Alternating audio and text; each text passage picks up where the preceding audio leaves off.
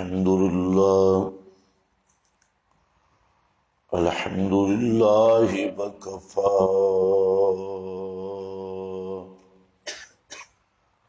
والصلاة والسلام على سيد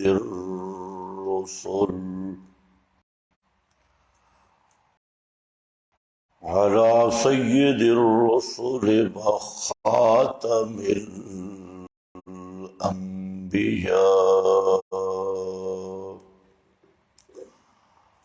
أما بعد فأعوذ بالله من الشيطان الرجيم. بسم الله الرحمن الرحيم. قل بفضل الله وبرحمته فبذلك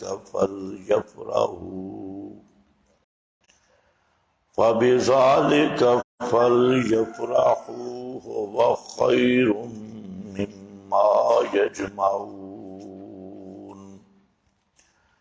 سبحان ربك رب العزة عما يصفون وسلام على المرسلين والحمد لله رب العالمين.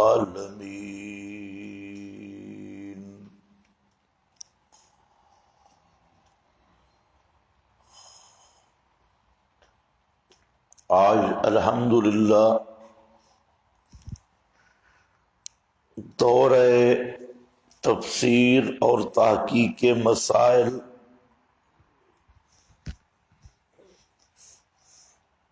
کی شروعات ہیں. اس سلسلہ میں چند باتیں وہ سمجھنی بھی اور عمل کی نیت سے گوش گزار کرنی ضروری ہے.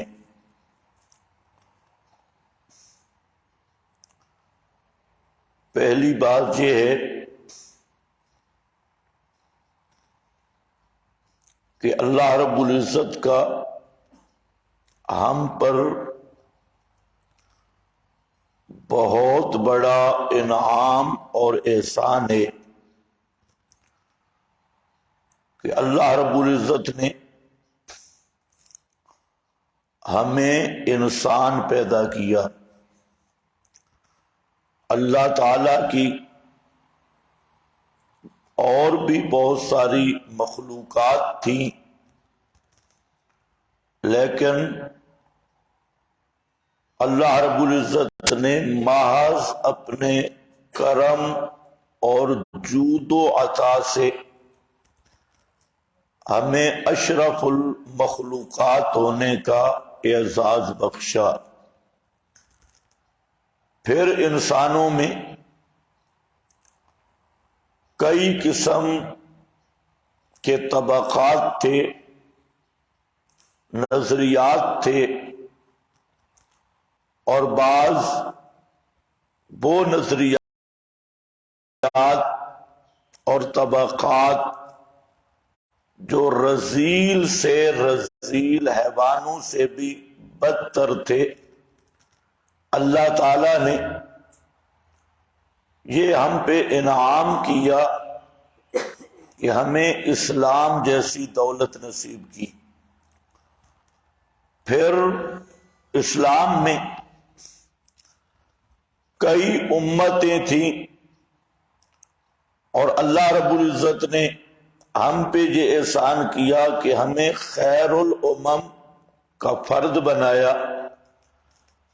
پھر خیر الامم میں امت کے نام پر کئی فرقے تھے، گروہ تھے، تو اللہ تعالی نے ہم پہ یہ احسان اور انعام کیا کہ ہمیں قرآن والوں کے ساتھ وابستہ کیا، اور وہ جماعت جو نجات پانے والی ہے، جس کی تعبیر اہل سنت والجماعہ ہے، اس کا فرد ہونا ہماری قسمت میں کیا، تو یہ بھی اللہ رب العزت کا بہت بڑا احسان ہے۔ اور اہل سنت کی طرف منسوب گروہوں میں سے ہمیں اللہ رب العزت نے خالص حاملین کتاب و سنت کا گروہ اور طائفہ منصورہ کا فرد ہونے کا اعزاز بخشا، تو یہ بھی اللہ رب العزت کا بہت بڑا انعام ہے۔ تو پہلی چیز ہے اللہ تعالیٰ کی ان نعمتوں کو یاد کر کے ان پر شکر کرنا، ذالک من فضل اللہ علینا، یہ اللہ تعالیٰ کا ہم پہ بہت بڑا فضل اور احسان ہے۔ دوسری بات یہ عرض کرنی ہے کہ قرآن کریم یہ کلام اللہ ہے، یہ کسی فنی کتاب نہیں ہے۔ عام طور پہ لوگ جو ہیں وہ قرآن پاک پر بھی فنون کی کبڈی کھیلتے ہیں۔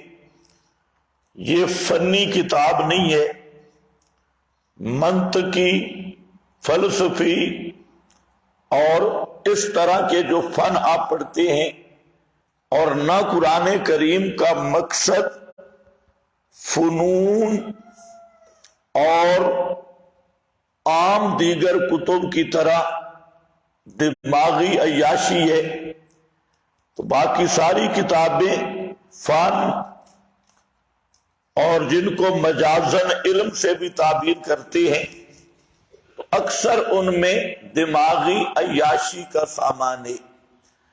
قرآن کریم خالص ایمان اور عمل کا نصاب ہے، اور دلوں کی اصلاح کا نصاب ہے، اور یہ خالص اللہ تعالی کے ساتھ ربط اور تعلق بنانے کا نصاب ہے۔ تو اس لیے آپ حضرات کئی کتابیں پڑھتے ہیں، ان کی اغراض، مقاصد اور فنی لحاظ سے کئی نکات ہوتی ہیں، تو یہ بات ذہن میں رکھ لیں کہ قرآن کریم پڑھانے کا مقصد کیا ہے؟ اللہ تعالی کی پہچان اور اللہ تعالی کے رضا والے کام کرنا، اللہ کی ناراضگی سے بچنا، اور نظام الہی کو ارض اللہ پر قائم کرنا، اللہ تعالیٰ کے نظام کو اللہ کی زمین پر قائم کرنا، اسی نظام عدل و انصاف کو۔ تو اصل یہی مقصد ہے۔ اور آج کل اکثر یہ ایک غلط روش چل پڑی ہے کہ قرآن پاک کو ایک قاری ہے تو وہ اپنے فن میں استعمال کر رہا ہے، لیکن قرآن کے مقصد سے بے خبر ہے۔ نحوی ہے، اس نے قرآن کو نحو کی کتاب بنایا ہوا ہے، اور نحوی گافیوں پر وہ سارا دن لگا رہتا ہے اور سمجھتا ہے میں بھی مفسر قرآن ہوں، حالانکہ پوری قرآن سے وہ نحوی ہدایت النحو جامی کشید کر رہا ہے، تو اور قرآن پاک کے مقصد سے بے خبر ہے۔ اسی طرح منطقی ہے، فلسفی ہے، وہ قرآن پاک کو منطق اور فلسفہ کی کتاب بنا کے بیٹھا ہے، اور اسی طرح کوئی علم ادب سے تعلق رکھتا ہے، وہ قرآن پاک کو مقامات بنا کے پڑھا رہا ہے کہ یہ لفظ آ گیا جی، اس کے کتنے معنی ہیں جی، یہ فلاں فلاں معنی ہے جی، فلاں فلاں معنی ہے جی. تو یہ جو مقصد ہے قرآن کا اس کا پتہ ہی نہیں، اور قرآن پاک کو مقامات حریری کی طرح پڑھا رہا ہے. ادب کی کتاب بنا دیا، عربی ادب کی. اسی طرح کوئی علم فصاحت بلاغت کے ساتھ وابستہ ہے تو اس کا قرآن سے تعلق صرف یہ ہے کہ علم بلاغت کو قرآن سے کشید کیا جائے، کیونکہ یہ اعجاز کے اعلیٰ درجے پہ فائز کتاب ہے، تو اس سے فصاحت بلاغت اس پر کشید کیا جائے، اسی کو وہ تفسیر سمجھتا ہے. لیکن یہ بات ذہن میں رکھ لو کہ یہ قرآن پاک کا مقصد ہرگز نہیں.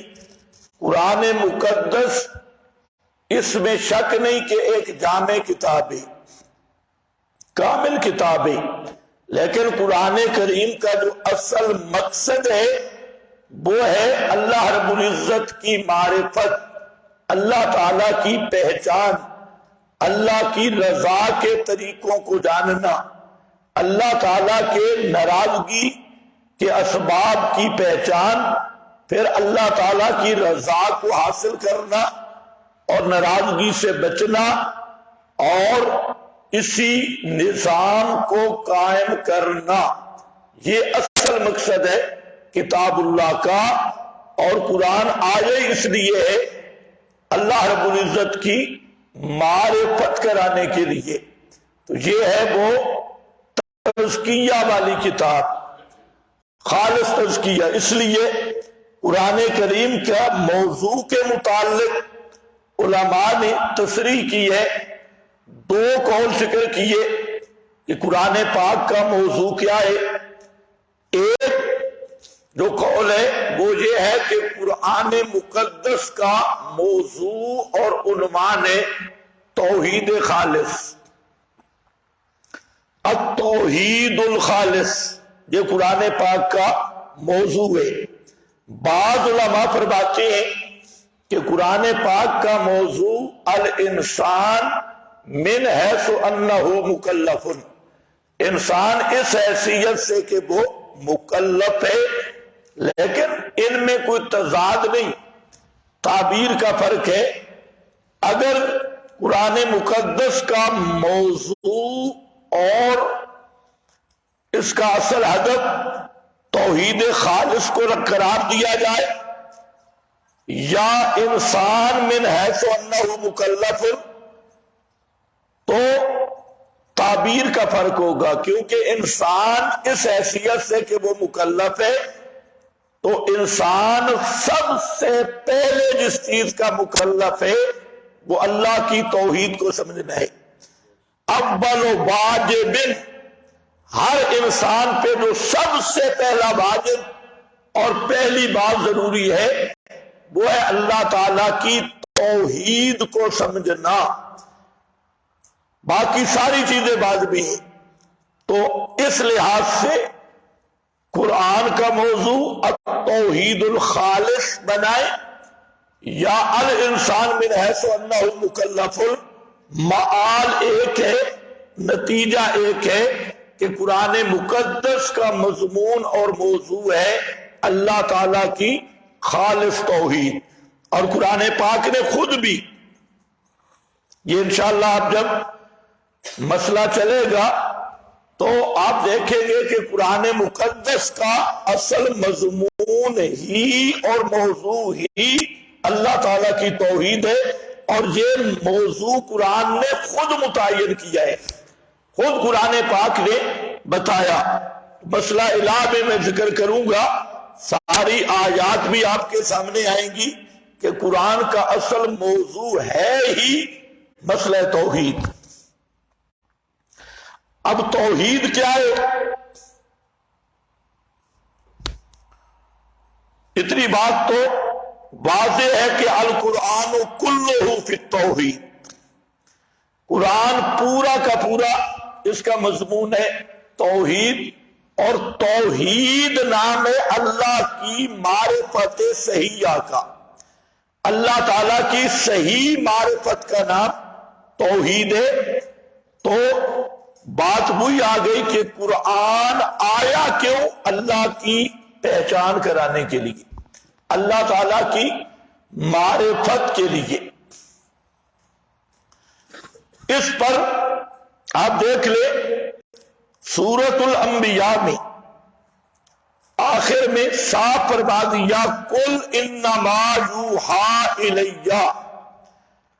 انما الہکم الہ واحد، قل انما یوحی الی، فرما دیجئے میری طرف صرف ایک بات کی گئی ہے۔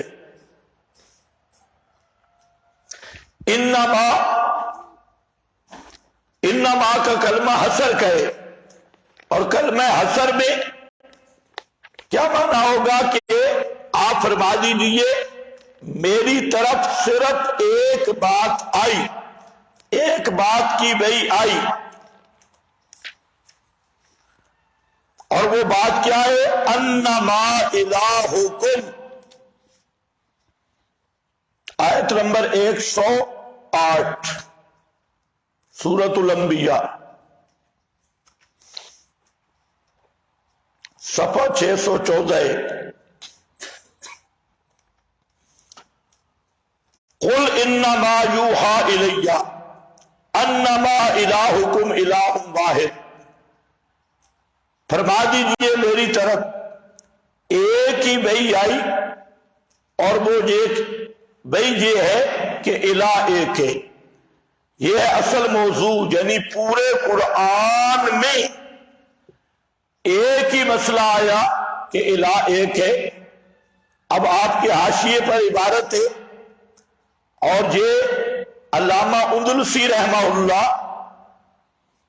مفسر اندلسی کی عبارت ہے کہ فائدۃ اجتماعہما الدلالۃ علی ان الوحی الی الرسول مقصور علی استئثار اللہ بالوحدانیہ۔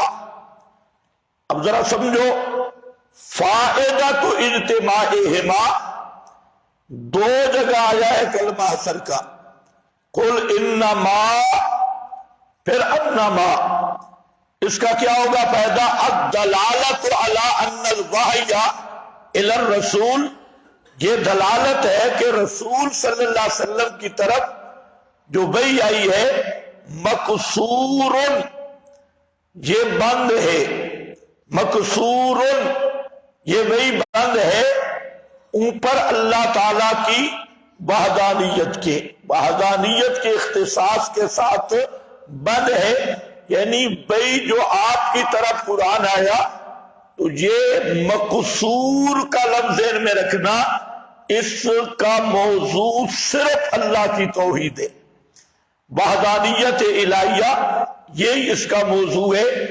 آگے آپ کے پاس دوسرا حوالہ ہے مظہری کا، فرماتے ہیں لِأَنَّهُ الْمَقْصُودُ الْأَصْلِ مِنَ الْبِعْثَةِ وَأَمَّا مَا عَدَاهُ فَمِنَ الْأَحْكَامِ الْمُتَفَرِّعَةِ عَلَيْهِ، یہ ابو سعود کی عبارت ہے، لِأَنَّهُ الْمَقْصُودُ الْأَصْلِ، کہ مقصود اصلی قرآن کا وہ کیا ہے؟ توحید ہے، یہی الہکم الہ واحد، یہی ہے مقصود اصلی، اصل مقصد یہ ہے، باقی رہ گئے احکام، نماز، روزہ، حج، زکوٰۃ، حلال حرام وغیرہ، تو یہ اسی توحید کی شاخیں ہیں، اسی پر یہ متفرع ہے، لیکن بنیاد اور حقیقی مسئلہ وہی توحید ہے۔ اسی طرح قاضی صاحب کی عبارت ہے الحاصل ان المقصود الاصلی من الوحی التوحید، خلاصہ یہ ہے کہ وحی سے جو حاصل اور مقصود اصلی ہے وہ ہے التوحید، کانہو، یہ عبارت ذرا سمجھ لیجیے، گویا کہ وہی موہا ہے، وحی کی گئی ہے میری طرف، لا غیر، توحید کے علاوہ کوئی چیز میری طرف وحی نہیں ہوئی، میری طرف جو وحی ہوئی وہ صرف توحید ہے۔ اسی طرح امام قرطبی رحمہ اللہ ان کی عبارت بھی موجود ہے۔ تو بہرحال میں عرض یہ کر رہا تھا کہ قرآن مقدس کا جو اصل ہدف اور مقصد ہے وہ کیا ہے؟ توحید الہی، اللہ تعالیٰ کی وحدانیت، اللہ تعالیٰ کی توحید۔ یہ فنوں والی کتاب نہیں کہ قرآن میں آپ ساری زندگی بلاغت پہ گزار دے، نحو پہ گزار دے اور صرفیوں کی طرح سیغوں پہ گزار دے اور سمجھے آپ قرآن کی خدمت کر رہے ہیں، اور جہاں منطق، فلسفہ اور علوم جھاڑتے رہے، یا آیت قرآن کی لکھ کے نیچے آپ معارف شروع کر دے، استنجا کے مسائل اور حیض کے مسائل، استحاضہ کے مسائل، اور نیچے پوری فکر لکھی ہوئی ہو، اس کا نام تفسیر قرآن نہیں، مقصد قرآن نہیں۔ باقی سارے مسائل وہ متفرع تو ہو سکتے ہیں، لیکن اصل مقصد اور اصل ہدف قرآن کا وہ اللہ تعالیٰ کی معرفت ہے، اللہ کی وحدانیت ہے، اللہ تعالیٰ کی توحید ہے۔ کتنے افسوس کی بات ہے کہ آج درس قرآن دیتا ہے ملا، لیکن پورا دروس اس کے جمع کرو توحید کا نشان ہی نہیں ملتا۔ توحید جو جس مقصد کے لیے قرآن آیا وہ کہیں نظر ہی نہیں آتا، اور بس صرف آیت قرآن کی پڑھی۔ ہمارے حضرت صاحب فرماتے تھے تیرا حضرت جائے جہنم میں قرآن کیا کہتے ہیں، ہمارے بزرگ فرماتے تھے ادھر آیت قرآن کی آئی اور فوراً چھلانگ حضرت کی طرف، یعنی قرآن کا جو مقصد اصلی ہے وہ اللہ تعالیٰ کی توحید، اس کے قریب نہیں جاتا۔ ادھر ادھر ساری پھر پھرا کے لطیفے، گپے، واقعات۔ اول تو میں نے ایک بزرگ کو سنا، اس کا بڑا دورہ تفسیر مشہور تھا، میں نے کہا یہ بھی شاید پڑھاتا ہے، تو میں نے سننا شروع کیا، اور دورہ تفسیر کیا تھا؟ آیت قرآن کی پڑھتا اور کہتا ہے جب میں افغانستان گیا تھا، جب میں ہندوستان گیا تھا، جب میں دارالعلوم دیوبند گیا تھا، جب میں کراچی تھا، جب میں پشاور تھا، جب میں فلاں تھا، جب میں فلاں تھا۔ بھئی قرآن کیا کہہ رہا ہے، تو کیا بکواس کر رہا ہے؟ تو افغانستان جا نہ جا، دیوبند جا نہ جا، تو جا قرآن پڑھانا۔ قرآن کا مقصد کیا ہے؟ تو اس لیے یاد رکھ لو کہ قرآن مقدس کا جو اصل موضوع ہے وہ کیا ہے؟ بولیں شابش، وہ کیا ہے؟ توحید، یہ اصل مقصد ہے۔ اور یہ کوئی میری بات نہیں، میں نے 3 حوالے آپ کے سامنے رکھے، اسی آیت کے معنی بیان کرتے ہوئے حضرات فرما رہے ہیں کہ قرآن مقدس کا اصل موضوع وہ توحید ہے، توحید ہے۔ اب ذرا سورہ ہود بھی نکال لیں شروع سے۔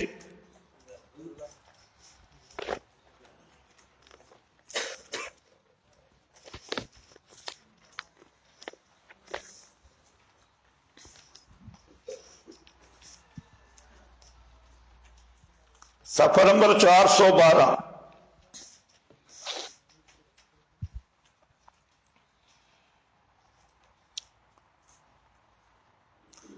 کتاب ھذا کتاب،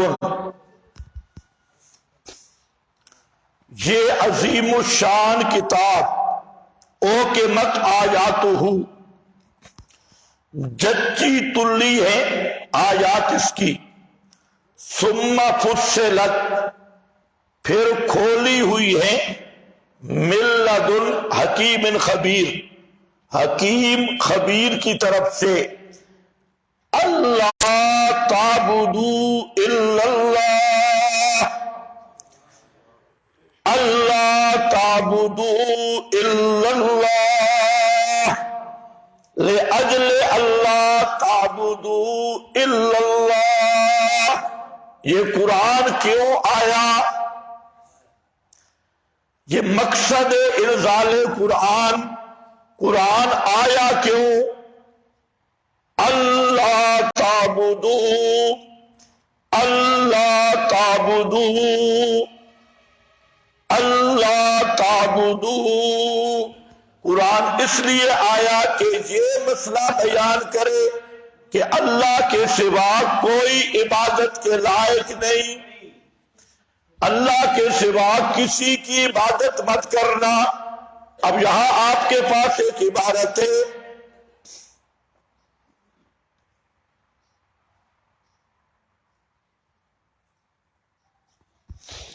ایک عبارت تو ہے کاشانی کی،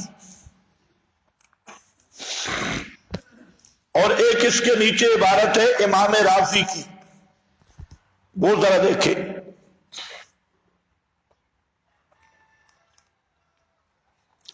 اعلم ان فی قولہ اللہ تعبدوا الا اللہ وجوہا، امام رازی کہتے ہیں کہ یہ جو اللہ تعبدوا والا قول ہے اس میں کئی توجیہات ہیں۔ پہلی توجیہ ہے الاول ان یکون مفعولا لہ، کہ اللہ تعبدو یہ مفعول لہو ہو، کیا ہو؟ مفعول لہو ہو، اور تقدیر عبارت کیا ہوگی؟ کتاب احکمت آیاتہ ثم فصلت لأجل اللہ تعبدوا الا اللہ۔ یہ مفعول لہو ہے، یہ جو کتاب عظیم و شان کتاب، اس کی آیات جچی تلی صاف صاف کھلی ہوئی، کیوں ہے؟ اس کے کیوں ہے؟ کیوں آیات جچی تلی، کیوں آیات کھلی کھلی؟ اس کی وجہ کیا؟ فرمایا لِأَجْلِ اللہ تعبدوا الا اللہ، اس لیے کہ مسئلہ یہ بیان کرنے کے لیے کہ اللہ کے سوا عبادت کے لائق کوئی نہیں، مت پکارو سوائے اللہ کے کسی کو۔ باقول ھذا التاویل یدل علی انہ لا مقصود من ھذا الکتاب الشریف الا ھذا الحرف الواحد۔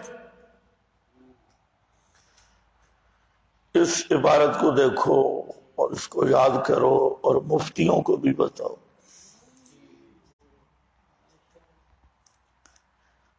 اقول ھذا التاویل، امام رازی کہتے ہیں میں کہتا ہوں کہ یہ تعبیل یدل علی انہ لا مقصود من ھذا الکتاب الشریف، نہیں مقصود اس کتاب مقدس سے الا ھذا الحرف الواحد، مگر ایک ہی یہی ہدف، ایک ہی ہدف۔ کون سا ہدف؟ اللہ تعبدوا الا اللہ، یہی مقصود ہے، اس کے علاوہ کوئی مقصود نہیں اس کتاب سے۔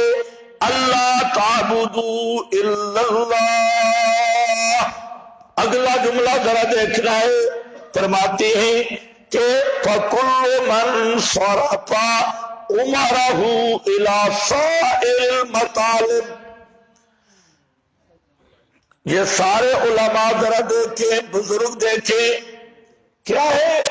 فَكُلُّ مَنْ صَرَفَ عُمَرَهُ إِلَى سَائِرِ الْمَطَالِبِ، ہر وہ بندہ جو دوسرے مطالب میں زندگی صرف کر کے آیا، کتاب الاستنجا پڑھاتا رہا، استحاضہ پڑھاتا رہا، کتاب الحیض پہ لگا رہا ساری زندگی، چاہے وہ کتاب الصلاۃ، کتاب الحج پہ ہی لگا رہا، سائر المطالب صرف نام، سائر المطالب بیان معانی، سائر المطالب ضرب یضرب ضربا، سارے فنون پڑھتا رہا، اور سائر المطالب سارے درختوں سے مسواک کاٹ لیے، سائر المطالب سب مطالب اس مسئلہ کو اللہ تعبدو الا اللہ. جس آدمی نے پوری زندگی دوسرے مطالب میں گزاری، فضولیات میں نہیں، مطالب میں گزار دی، تو وہ کون ہوگا؟ فقد خاب وخسر، اس نے زندگی برباد کر لی کیونکہ مقصد حاصل نہیں ہوا. تو اس لیے ذرا دیکھو اصل مقصد قرآن کا کیا ہے؟ کہو اللہ کی توحید ہے. قرآن کا موضوع کیا ہے؟ اللہ کی توحید، وحدانیت.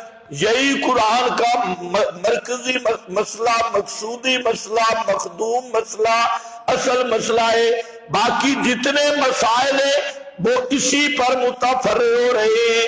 اب کتنے افسوس کی بات ہے کہ جو قرآن کا اصل ہدف ہے اس کے لیے آنے کے لیے تیاری کوئی نہیں ہے، اور باقی ساری ادھر ادھر کی گپ شپ پہ سارے لگے ہیں. تو اس لیے یہ بات سمجھنی ضروری ہے. دوسری بات میں عرض کر رہا تھا، جس کا لمبی ہو گئی، میں صرف یہ بتانا چاہتا تھا کہ قرآن کریم یہ کلام اللہ ہے. یہ قرآن آیا کیوں؟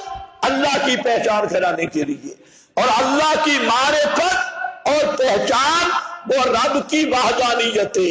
اللہ کی توحید کا مسئلہ یہ اللہ کی پہچان ہے، یہ اللہ تعالیٰ کی معرفت ہے. اسی لیے مشرک کو اللہ تعالیٰ نے بار بار کافر باللہ قرار دیا کہ جو مشرک ہے وہ کافر باللہ ہے، اس نے اللہ کو مانے ہی کوئی نہیں.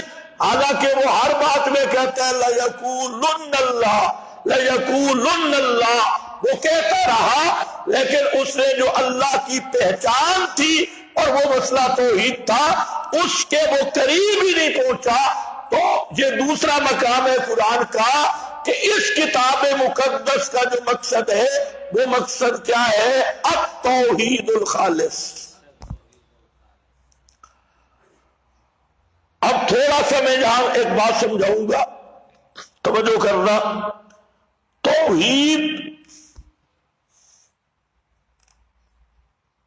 پر تو انشاءاللہ مستقل عنوانات آ رہی، وہ تو جب قرآن پڑھیں گے، مسئلہ الہ پڑھیں گے، پھر پتہ چلے گی توحید کس چیز کا نام ہے. البتہ یہ ہے کہ ایک ہے توحید اعتقادی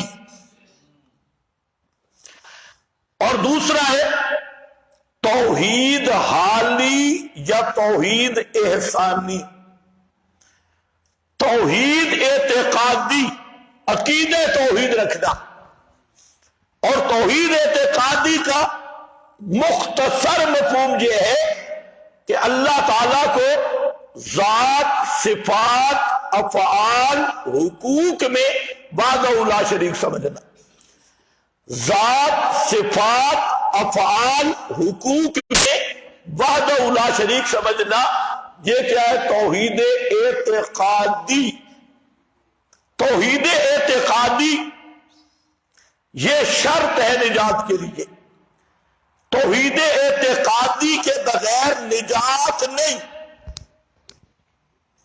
یہ شرط ہے. اتنی توحید ماننا نجات کے لیے شرط ہے. لیکن یہ بات ذہن میں رکھو، جو توحید حالی یا توحید احسانی ہے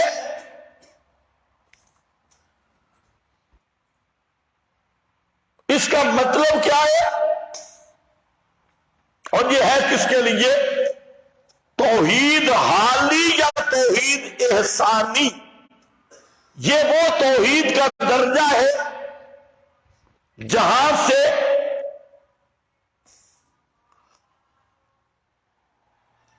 درجات، رفعت درجات اس پر موقوف ہے. رفعت درجات وہ توحید حالی اور توحید احسانی پر موقوف ہے. اس کے بغیر رفعت درجات دنیا اور آخرت میں نصیب نہیں ہو سکتا.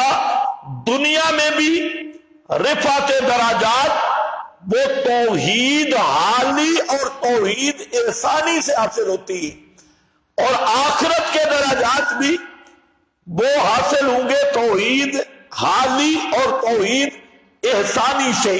یہ بھی ایک پہلو ہے کہ آج اول تو لوگ توحید پہ محنت ہی نہیں کرتے، اور جو توحید پہ محنت کرنے والے ہیں ان میں پھر آگے طبقات ہیں۔ بعض وہ لوگ ہیں کہ جو توحید اعتقادی جب اختیار کر لے تو سمجھتے ہم بڑے مواحد ہو گئے، اب ہمیں مزید ضرورت نہیں ہے۔ اس لیے جب یہاں پہنچتے ہیں تو شیطان کا شکار ہو جاتی ہیں، کوئی کہیں گی یا کوئی کہیں گی یا، کیونکہ جو اصل مقاصد تھے اور مقصد نجات کے لیے تو توحید اعتقادی ہے، لیکن رفع دراجات کے لیے اور لذات فی العبادات کے لیے اور تزکیہ نفس کے لیے وہ ضروری ہے توحید حالی اور توحید احسانی، اور توحید حالی اور توحید احسانی اس کے درجات اتنے اونچے ہیں کہ اگر کسی کو 1000 سال بھی زندگی مل جائے اور وہ ان مدارج پہ چڑھتا رہے اور ترقی کرتا رہے اور ترقی کرتا رہے تو ان مدارج کے منتہا تک نہیں پہنچ سکتا۔ تو اس لیے توحید اعتقادی بھی قرآن کا موضوع ہے، اور توحید حالی اور احسانی بھی قرآن کا مطلوب ہے، اور رفعت درجات کا وہی سبب ہے۔ توحید حالی کیا ہے؟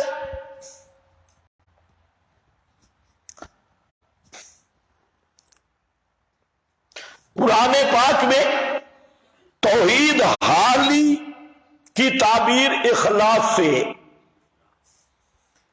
اخلاص، اور حدیث میں توحید حالی کی تعبیر احسان سے ہے، اخلاص سے، احسان سے۔ اخلاص کا کیا معنی؟ کہ دل کو غیر اللہ سے خالی کر دے، دل میں صرف اور صرف اللہ باقی رہے۔ ایک تو یہ غیر اللہ کو دل سے خالی کر دے، دنیا بھی غیر اللہ ہے، دنیا کے سارے متعلقات غیر اللہ ہے،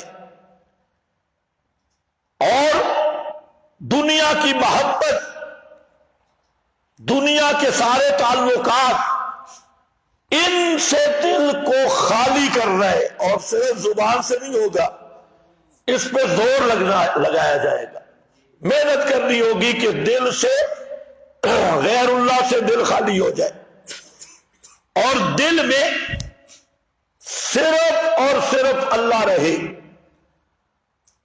ایک بات۔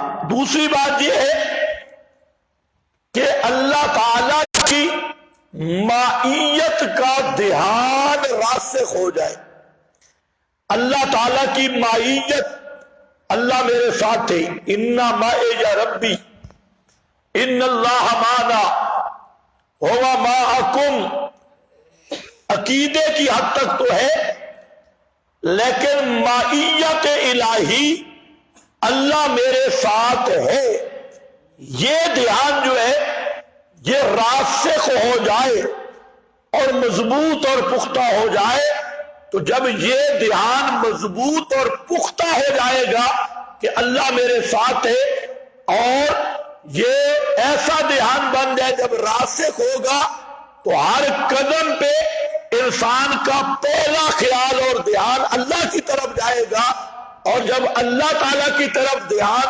کوئی کام کوئی چیز بھی آئے اور آدمی کا دھیان فوراً متوجہ ہو جائے اللہ کی طرف، تو یہ ہے وہ رسوخ فی الاخلاص، اور یہی مقصود ہے فَاعْبُدِ اللَّهَ مُخْلِصًا لَهُ الدِّينَ۔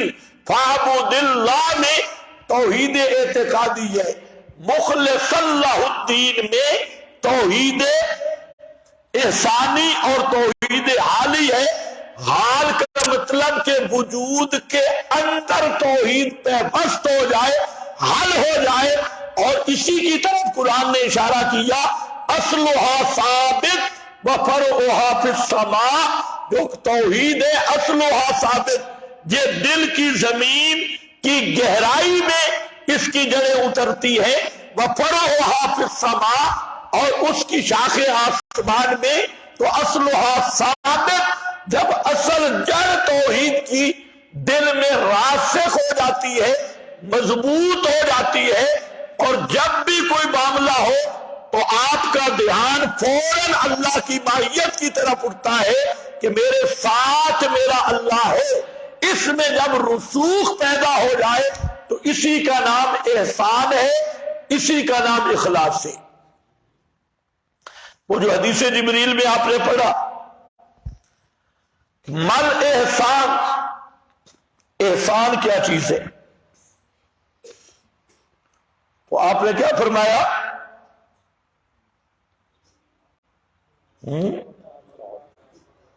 اعبد ربک کأنک تراہ، کأنک تراہ وَإِن لَّمْ يَكُنْ.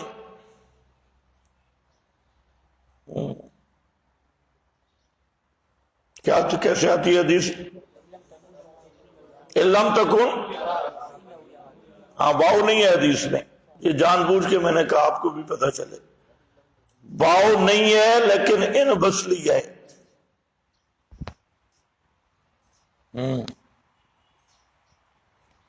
یہاں واؤ نہیں ہے لیکن ان بسلی ہے، ان بسلی ہے. بڑے بڑے مولویوں نے جھگڑا بھی ڈالا. اس کا یہ نہیں ماننا کہ اللہ کی عبادت کر، اس تصور کر کہ اے اللہ کاننا کا طرح ہو، گویا کہ تو دیکھتا ہے. تو کیا ملا مانا کرتے کہ پہلا درجہ یہ ہے کہ اللہ کی عبادت یوں کر کے تو اللہ کو دیکھ رہا ہے. تو اب کوئی تصور تو کرے گا نا کہ اللہ ہے، تو یہاں سے کافر ہو جائے گا. پتہ نہیں آپ کو سمجھ بھی ہے بھائی. ذہن میں جب کسی صورت شکل کا تصور کرے گا یہ اللہ ہے، کاننا کا طرح ہوا ہے، تو اگر ذہن میں کسی خیال صورت کا تصور کیا کہ یہ اللہ ہے تو جہاں سے یہ کافر ہے. اب انسان کے سارے درجے پورے ہو جائیں گے. اس لیے وہاں یہ ہے کأنک تراہ، گویا کہ تو دیکھتا ہے اگرچہ تو نہیں دیکھ سکتا. فَإِنَّهُ يَرَاكَ، وہ اللہ تجھے دیکھ رہا ہے، وہ تجھے دیکھتا ہے، تو نہیں دیکھتا. تجھا ان بسلیہ ہے، اگرچہ تو دیکھ نہیں سکتا. اس لیے لفظ کأن ذکر کیا. اس کی بات اپنے مکان پہ آئے گی. اب تو میں تو بہت مختصر کرنا چاہتا تھا لیکن پھر بات لمبی ہو رہی ہے. میں عرض یہ کر رہا تھا کہ جو توحید احسانی ہے، توحید حالی ہے، اس کا خلاصہ یہ ہے کہ انسان کا یہ دھیان پختہ ہو جائے، یہ خیال پختہ ہو جائے. اور وہ خیال کیا ہے کہ اِنَّا مَعِيَ رَبِّي، اِنَّ اللَّهَ مَعَنَا، اللہ میرے ساتھ ہے، اللہ مجھے دیکھ رہا ہے، اللہ رب العزت وہ میرے ساتھ ہے. کما یلیق بشانہ، جب یہ دھیان مضبوط ہو جاتا ہے تو اس کا نام کیا ہے؟ توحید حالی. اور جتنے درجات ہیں، جتنی لذات ہے عبادات کی اور استقامت اور ربط علی القلوب کے درجات، وہ سب موقوف ہیں اس توحید حالی پر. جب آدمی اس درجے پہ پہنچ جائے، اسی توحید کے دھیان کہ اللہ مجھے دیکھ رہا ہے، اللہ میرے ساتھ ہے، جب انسان یہاں پہنچتا ہے تو اس کے بعد اس کو ربط قلب کی نعمتیں ملتی ہیں. اور یہ نعمتیں اتنی لمبا خزانہ ہے جو کبھی ختم نہیں ہوتا. اب یہ جتنے تصوف کے نام پہ لوگ گمراہ ہو گئے، خانقاہوں میں اب وہ کیا کر رہے ہیں جناب، ایک سوت پہ ذکر ہو رہا ہے، ہندوؤں کے جوگی وہاں بیٹھے ہیں، ہمارے جوگی یہاں بیٹھے ہیں، اور وہ یہ احسان کا درجہ حاصل کرنا چاہتے ہیں بدعات کے ذریعے۔ ساری دنیا جہان کی بدعتیں اور ذکر جاری اور یہ مجالس، اور اس میں وہ کیا کہتے ہیں، ہم اللہ کا دھیان کر رہے ہیں، حالانکہ جب وہ آواز نکالتے ہیں ان کی آواز ایسے لگتی ہے کہ ان درندوں کو اپنا دھیان بھی نہیں، اللہ کا دھیان کیسے ہوگا؟ ان کی آوازوں کا شور سنو۔ یہ چیزیں جو اصل چیز ہے اللہ تعالیٰ کی معرفت اور میرے دماغ پہ غور کرنا، یہ جو توحید احسانی ہے اور توحید حالی ہے، یہ بھی حاصل ہو سکتی ہے صرف قرآن کے ذریعے۔ قرآن کے علاوہ اس کے لیے اور کوئی نصاب نہیں۔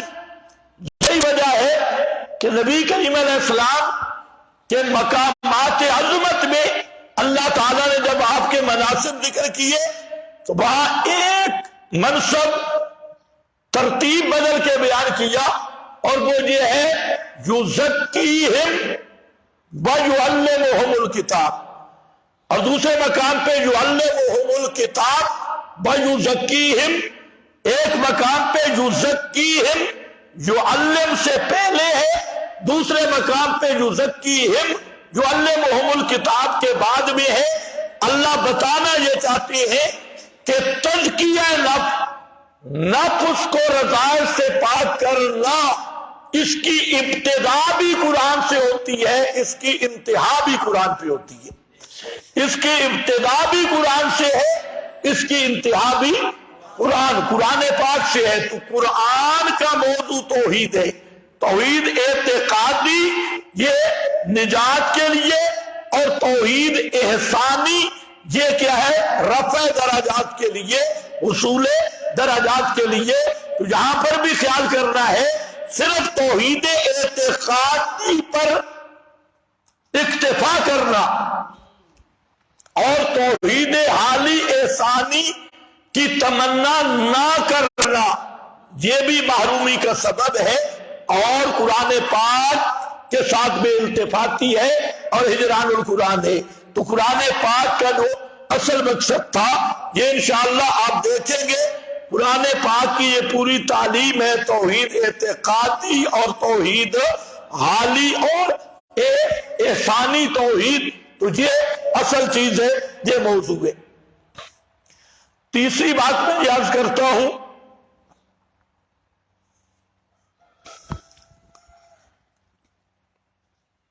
کہ نیت کی اصلاح یہ ضروری ہے۔ ایک حدیث آپ پڑھتے ہیں قرآن پاک میں بھی، اس کا اصل ماخذ موجود ہے،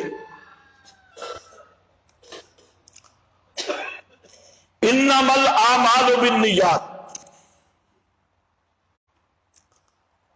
اچھا، عجیب مصیبت ہے، جہاں پر بھی فقہی فنی باتیں شروع ہو گئی، اصل مقصد حدیث کے پیچھے رہ گئی۔ یہ حدیث آئی کیوں؟ صرف نیت صحیحہ اور نیت فاسدہ کا فرق بیان کرنے کے لیے۔ کس کے لیے آئی؟ نیت صحیحہ نیت فاسدہ کا فرق بیان کرنے کے لیے۔ الفرق بین نیت صحیحہ نیت صحیح اور فاسدہ کا فرق بیان کرنے کے لیے یہ حدیث آئی۔ اور اب جو اصل مقصود تھا وہ تو بیان ہی کم ہوتا ہے، یہاں پر شروع ہو گئے جناب وضو میں نیت ضروری ہے یا نہیں، تیمم میں نیت ضروری ہے یا نہیں ہے۔ بھائی ایک ہے وجود نیت، اس کی تو جہاں بات ہی نہیں ہے، ایک ہے تصحیح نیت، صحیح نیت فاسد نیت کا فرق کرنا، دونوں میں فرق نہیں۔ وجود نیت اور چیز ہے اور نیت صحیحہ اور فاسدہ کا فرق کرنا یہ الگ امر ہے. تو یہاں وجود نیت کی بات نہیں ہو رہی جس پر آپ ساری زندگی پڑھتے ہیں جناب انما الاعمال بالنیات، جار مجرور کا مطالعہ کیا نکالے، وہ یہ کرتے ہیں ہم یہ کرتے ہیں، ساری زندگی سے پہ گزر گئی. حالانکہ پیغمبر کریم کا مقصد یہ ہے کہ اگر نیک کام میں نیت اللہ کی رضا کی ہوگی تو ثواب ملے گا، اور اگر اللہ کی رضا نہیں غیر اللہ کی رضا ہو گئی اور نیت جو ہے وہ اللہ کی رضا کے ساتھ ملاوٹ والی ہو گئی یا صرف غیر کی ہو گئی تو پھر ثواب نہیں ملے گا. تو صحیح نیت کیا ہے؟ من کانت ہجرتہ الی اللہ برسولہ، جس آدمی کی ہجرت اللہ کی رضا کے لیے ہو اور رسول کے طریق کے مطابق ہو تو وہ نیت صحیح ہے. اور جس آدمی کی ہجرت دنیا کی طرف ہو الی امرأۃ یا کسی زنانی کی طرف ہو تو ہجرت الی ما ہاجر الیہ، اس کو ثواب نہیں ملے گا. تو صحیح نیت کیا ہے کہ ہر نیک کام میں صرف اللہ کو راضی کرنا، اللہ کی رضا کو حاصل کرنا، اور کوئی غرض اور کوئی نیت نہ ہو. بالخصوص تعلیم قرآن میں، قرآن پاک پڑھنے پڑھانے میں نیت کیا ہو کہ اللہ راضی ہو جائے. جس کو راضی کرنا ہے صرف استاد کو بھی نہیں، وہ الگ بات ہے، نیت میں نہیں.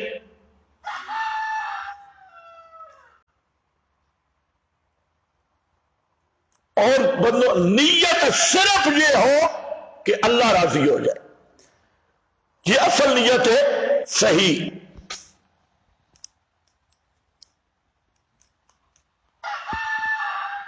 اب آپ دیکھیں کہ صحیح نیت پر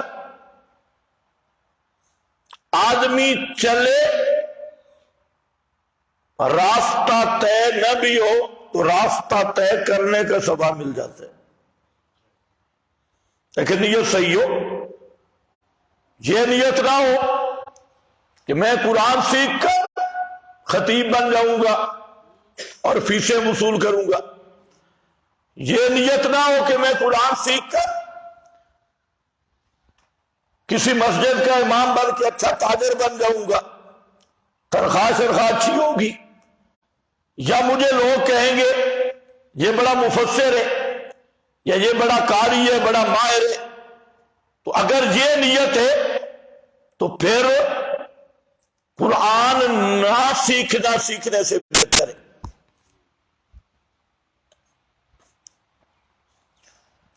تو نیت کو خالصتاً اللہ کی رضا کے لیے کرنا یہ ہے اصل واسطہ حصول برکات کا بھی، حصول فیض کا بھی. آپ نے پڑھا مسلم شریف میں ہے 3 آدمی سب سے پہلے جہنم میں جائیں گے، اور وہ 3 آدمی کون ہوں گے؟ ایک قاری صاحب ہوں گے، عالم صاحب، ایک مجاہد صاحب ہوں گے، اور ایک سخی صاحب ہوں گے. اب کام کتنے اونچے ہیں؟ تو سب سے پہلے جہنم میں وہ عالم اور قاری جائے گا جس سے اللہ تعالی نعمتیں یاد کروا کر پوچھیں گے میں نے تجھ پہ یہ انعامات کیے، تو نے کیا کیا؟ وہ کہے گا یا اللہ ساری زندگی قرآن پڑھتا پڑھاتا رہا، ساری زندگی. تو اللہ تعالیٰ فرمائیں گے کذبتا، جھوٹ بولتا ہے، جب تو قرآن پڑھا رہا تھا تو اس وقت میری نظریں تیرے دل پہ لگی ہوئی تھی، تیرے دل میں مجھے راضی کرنا نہیں تھا، تیرے دل میں تھا لوگ کہیں یقال لک القاری، کہا جائے تجھے القاری المقری، القاری العلامہ الحافظ مفتی اعظم شیخ الحدیث فلاں فلاں کہا جائے، یقال لک القاری قد قیل فی الدنیا، دنیا میں یہ کہا جا چکا ہے، فرمایا اس کو لے جاؤ جہنم میں ڈال دو۔ دنیا کے لیے قاری کہلوانا، عالم کہلوانا، ملا کہلوانا، علامہ کہلوانا، شیخ الحدیث کہلوانا، تو خدمات کیا ہے کہ ساری زندگی اس نے دین کا کام کیا، قرآن کا کام کیا، لیکن دل میں اللہ نہیں تھا، اللہ کی رضا نہیں تھی، تو سارا کیا کرایا تباہ برباد ہو گیا۔ دوسرا وہ مجاہد، وہ عرض کرے گا اللہ میں تو جان بھی کٹوا کے آیا، آخری قطرہ بھی تیرے راستے میں بہا دیا۔ اللہ فرمائیں گے کذبتا، جھوٹ بولتا ہے، جب تو میدان جنگ میں دوڑ رہا تھا میری نظریں تیرے دل پہ لگی تھی، تیرے دل میں یہ میری توحید کی بلندی نہیں تھی، تیرے دل میں یہ بات تھی کہ تجھے بہادر کہا جائے، نڈر کہا جائے، تجھے بڑا جنگجو کہا جائے، اس لیے قد قیل فی الدنیا، دنیا میں یہ تیرے چرچے ہوتے رہے، تیری پہلوانی جنگجوئی اور تیرے بڑے شہرتیں ہوتی رہی، اور ادلا بدلا ہو گیا، جاؤ اس کو جہنم میں ڈال دو۔ تیسرا وہ سخی آدمی جو رات دن اللہ کے راستے میں خرچ کرنے والا، وہ بھی کہے گا اللہ میں نے اپنا مال لٹا دیا۔ اللہ فرمائیں گے کذبتا، جب تو خرچ کر رہا تھا میری رضا مقصد نہیں تھی، بلکہ تیری نیت میں تھا کہ تجھے کہا جائے چودھری صاحب بڑا خرچہ کرتے ہیں، حضرت صاحب بڑے اللہ کے راہ میں مال دیتے ہیں، قد قیل فی الدنیا، دنیا میں کہا گیا، اب سوائے جہنم کے کوئی چیز حاصل معصول نہیں۔ یہ تین چیزیں ہوں گی، تین ملا، تین افراد بڑے بڑے عمل کرنے والے، وہ جہنم میں جا رہے ہیں۔ تو اس لیے نیت کی تصحیح ضروری ہے کہ نیت میں خالص اللہ کی رضا ہو، کوئی غرض دوسری نہ ہو، ادنا سے ادنا غرض بھی دوسری نہ ہو، اور یہ تنہائی میں بیٹھ کے سوچ کے اللہ سے عہد کرنا دل سے کہ اللہ میں تیری کلام پڑھ رہا ہوں تجھے راضی کرنے کے لیے، صرف تجھے تیری رضا مقصود ہے۔ صحابہ کرام کی اللہ نے جو بڑی شان بیان کی، دو جملے بڑے عجیب، ایک سورہ فتح میں فرمایا تراہم رکعا سجدا، آگے کیا ہے یبتغون فضلا من اللہ ورضوانا، یبتغون یہ نیت ہے، یہ اخلاص ہے، تو دیکھے گا ان کو رکعا سجدا، رکوع سجدہ کرتے ہوئے، ان کا غرض اور نیت کیا ہے، یبتغون فضلا من اللہ، اور دوسرا مقام ہے یریدون وجہا، یریدون وجہا، ان کی رات دن کی عبادات سے کیا مراد ہوتا ہے، یریدون وجہہ، یہ اللہ کا وجہ اس کا ارادہ رکھتے ہیں، یعنی نیت ان کو رب کو راضی کرنا ہے۔ تو صرف اللہ کی رضا کی جس کام میں نیت ہو، اللہ کی نصرت بھی ہوتی ہے، اس کا فائدہ بھی ہوتا ہے۔ حدیث میں آتا ہے کہ جو آدمی دین کا علم پڑھتا ہے تاکہ دنیا کے فائدے حاصل ہو، لم یجد عرف الجنہ، جنت کی خوشبو بھی نصیب نہیں ہوگی۔ تو دوسری چیز ہے نیت کو صحیح کرنا، اور نیت ہو اللہ کو راضی کرنا، صرف اور صرف جب یہ نیت بن جائے تو اس کی علامت یہ اگر مشکل بھی آئے اس کو برداشت کرے، ناموافق حالات بھی ہوں ان کو برداشت کرے، کیونکہ اس کا مقصد کس کو راضی کرنا ہے، اللہ کو راضی کرنا ہے. جتنی مشکلات اور جتنے موانع اور رکاوٹیں ہیں ان کو دور کر کے ایک ہی داعیہ ہو کہ اللہ راضی ہو جائے اور اللہ کو میں نے راضی کرنا ہے. تو اللہ کی رضا میں مسائل برداشت کرنا، مشکلات اور مشقتیں برداشت کرنا، یہ باعث لذت بن جاتا ہے. اس میں بھی لذت ہوتی ہے. اس کے ساتھ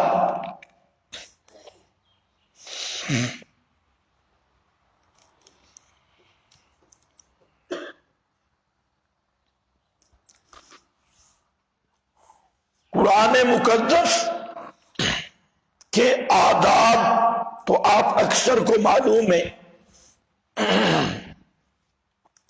اور وہ اپنے مقام پہ آئیں گے بھی صحیح.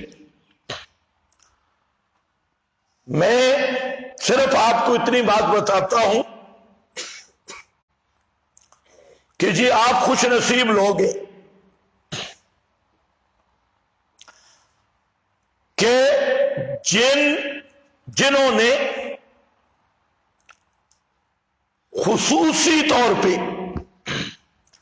فہم قرآن کے لیے، قرآن سمجھنے کے لیے گھروں کو چھوڑا اور سفر کر کے جہاں آئے قرآن پاک کو سمجھنے کے لیے. تو اس کا تھوڑا سا پس منظر بھی سن لو کہ یہ جو ہم دور تفسیر پہ بیٹھے ہیں اس کا پس منظر کیا ہے. اس کا پس منظر اگر پیچھے جائے تو یعلمہم الکتاب نظر آتا ہے. پیغمبر کریم کا سب سے بڑا منصب تھا قرآن سکھانا، قرآن پاک سکھانا. یعلمہم الکتاب، آپ معلم اعظم ہیں، یہ آپ کے مناسب میں سے. اور پھر آگے ترغیب دی خیرکم من تعلم القرآن وعلمہ. خیرکم، تم میں سے سب سے بہتر آدمی. یہ لفظ خیر کا اسم تفضیل بھی بن سکتا ہے اور صفت مشبہ کا صیغہ بھی بنتا ہے. خیر کا لفظ جس نے مختصر پڑھی ہے وہاں دیکھ لینا، یہ خیر صفت مشبہ بھی بن سکتا ہے، اس میں تفضیل بھی. خیرکم، تم میں سے بہتر. کتنا بہتر اس کی حد نہیں سے کریں. جیسے خیر من الف شہر، 1000 رات سے بہتر. یہ بھی عجیب اتفاق ہے، جس رات میں قرآن آیا وہ رات بھی خیر من الف شہر، اور جس سینے میں قرآن آئے وہ بھی خیرکم، وہ بھی خیرکم. خیرکم میں سب سے بہتر. اب اس بہتر ہونے کی حد کیا ہے اس کو اللہ کے محبوب نے ذکر نہیں کیا. البتہ قرآن میں اتنا آیا ثم اورثنا الکتاب الذین اصطفینا من عبادنا. ایک قرآن کا وارث نہیں ملتا.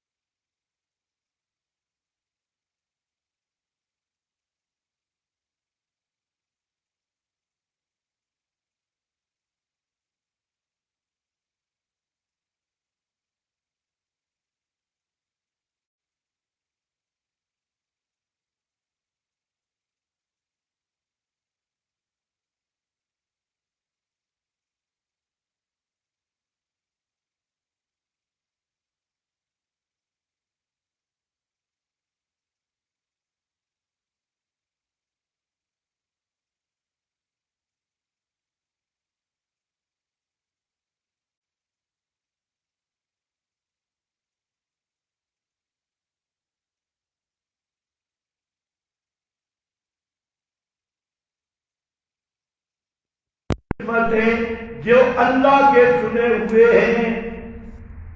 اصطفینا من عبادنا اسی کی تعبیر ہے خیرکم من تعلم القرآن وعلمہ. تم میں سب سے بہتر، اس سے بہتر کیا ہوگا جو اصطفینا کا مصداق بن جائے.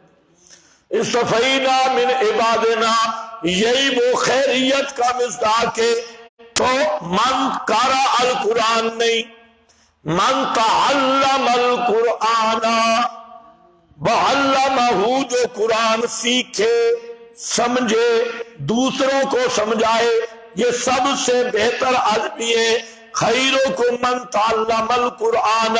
تعلم القرآن، یہ تعلم اصل ہے ہی قرآن کا معنی مفہوم سیکھنا، قرآن کا ترجمہ سیکھنا، قرآن کا مفہوم سیکھنا.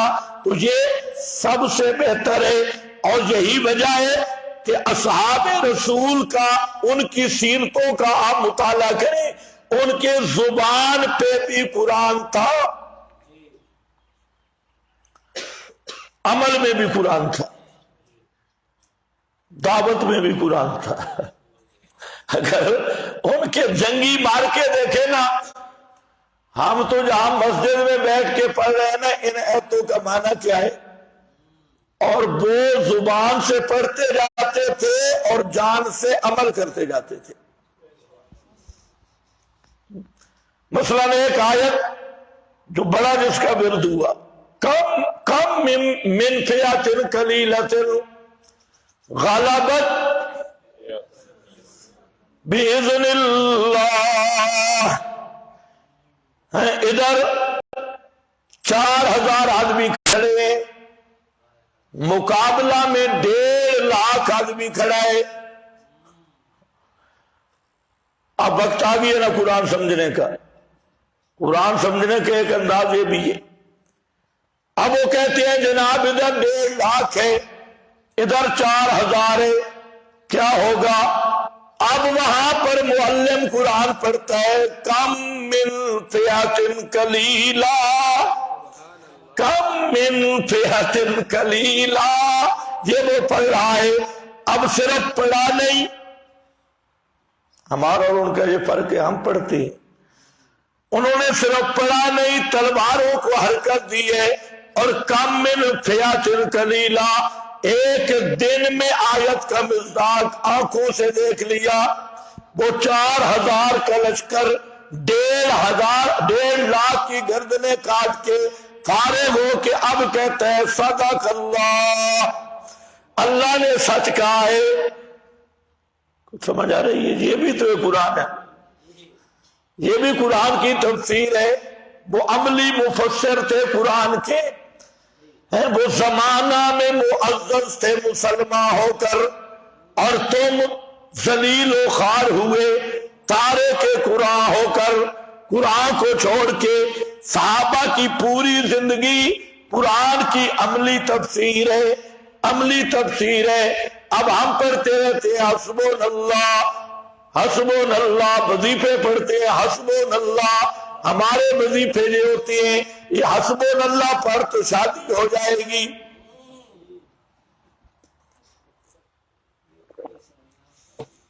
حسبنا اللہ پڑھ تو رزق مل جائے گا. اور ایک وہ حسبنا اللہ کی تفسیر بھی ہے. 70 زخمی پڑے ہیں، 70 شہید ہو گئے، اور زخم بھی بڑے بڑے گہرے.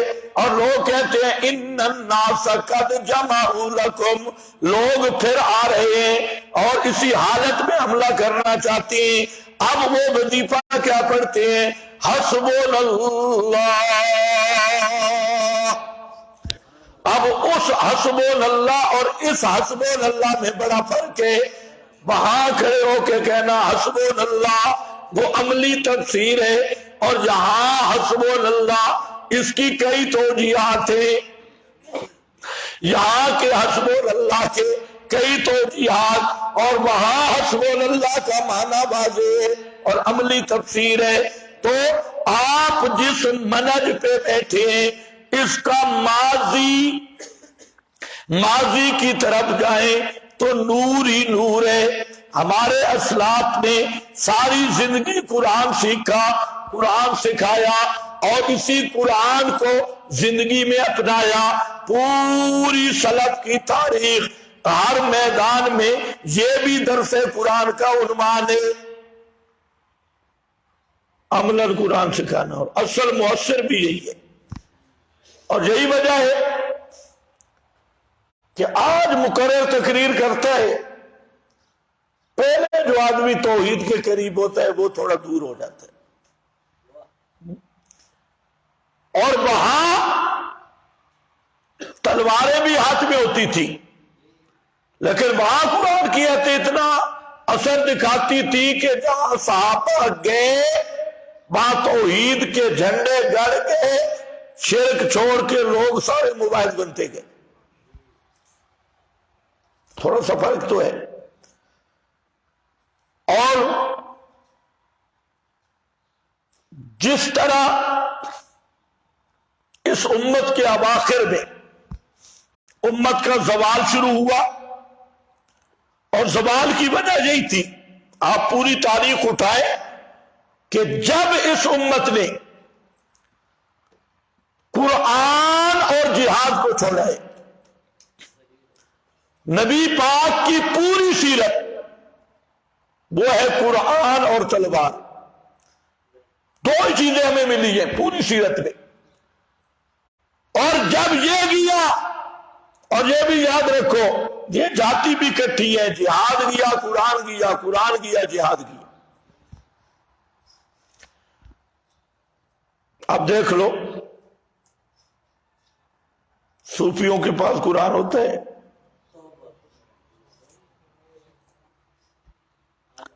یہ لازم ملزوم ہے، اور یہی نبوت اور رسالت کی اصل محنت ہے۔ ایک قرآن ہے، دوسرا تلوار ہے۔ انگریز مورخین نے لکھا کہ صرف اسلام کی دو چیزوں سے ہمیں اختلاف ہے، اگر دو چیزیں مسلمانوں سے لے لو تو ہم بھائی بھائی ہیں، ہمارا کوئی فرق نہیں، ایک وہ محمد کا قرآن ہے، دوسرا محمد کی تلوار ہے، یاد ہے۔ اور یہی وجہ امریکہ میں نمازیں نہیں ہوتی، یورپ میں مسجدیں نہیں، برطانیہ میں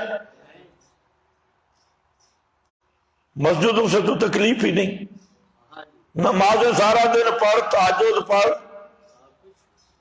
اوابین پڑھ، اشراق پڑھ۔ آج تک کہیں کسی نے اعتراض کیا ہے کہ اس نے مسواک کیوں توڑا ہے، استنجا کیوں کیا ہے، نماز کیوں پڑھی ہے؟ کوئی تکلیف نہیں، ساری زندگی روزہ رکھ۔ لیکن جب قرآن کی بات اور غلب نظام قرآن کی بات جو تلوار کے ساتھ ہوتا ہے اس کی بات آتی ہے تو اسلامی ملک میں بھی رہنا مشکل ہو جاتا ہے۔ ادھر سے چی چی، ادھر سے ٹی ٹی، ادھر سے چی چی، ہر طرف سے شروع ہو جاتی ہے۔ تو اصل یہ بات سمجھو کہ امت میں ذلت آئی تب ہے، قرآن بھی گیا، جہاد بھی گیا، اور جس دور میں یہ تجدید ہوتی رہی، یہ بھی اسلام کا زندہ معجزہ ہے، تجدید ہوتی رہی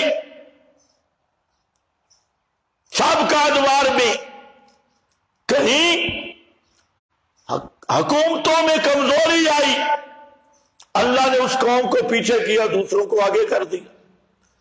وہ جب غافل ہوئے جہاد اور قرآن سے، ان کو پیچھے کیا، دوسروں کو آگے کر دیا۔ اور جب خرابی بڑھی تو امت کی اصلاح ہوتی رہی، کبھی تاتاریوں کے ذریعے، کہتے ہیں بڑا ظلم کیا، لیکن وہاں جب خلیفہ کا حال یہ بن جائے کہ اس کے دربار کے الکمی جیسے دجال مشیر ہوں، کتاب و سنت کی جگہ بدعت آ جائے، جہاد کی جگہ انگریزوں کی لڑکیاں محلات میں آ جائے، تو پھر چنگیز خان ہی کاک بنتا ہے نا، پھر یہ کوئی مان سلوا کا مستحق تو نہیں ہے۔ یہ من سلبہ کا نہیں. اسی طرح ہر دور میں تجدید ہوتی رہی. اسی طرح خلافت عثمانیہ کا آخر ایک پہلو تو یہ ہے خلافت ختم ہوئی، دوسرا پہلو یہ ہے کہ صوفیوں نے ایسا ادھم مچا دیا آخر میں کہ وہاں پر توحید و سنت کا نام ہی ختم ہو گیا اور صرف وحدت الوجودی رہ گئے اور حلولی صوفی پیدا ہو گئے.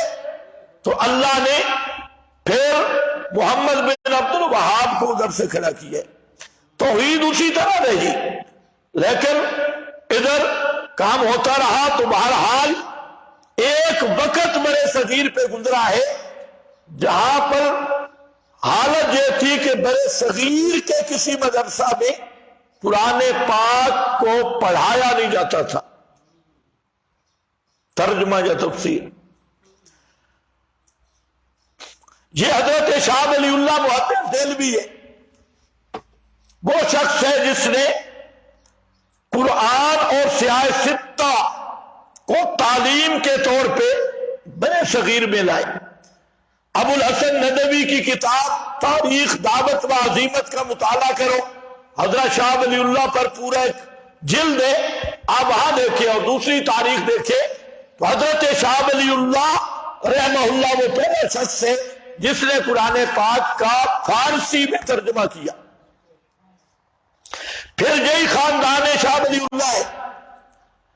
حضرت شاہ ولی اللہ کے بعد حضرت شاہ عبد القادر ہے.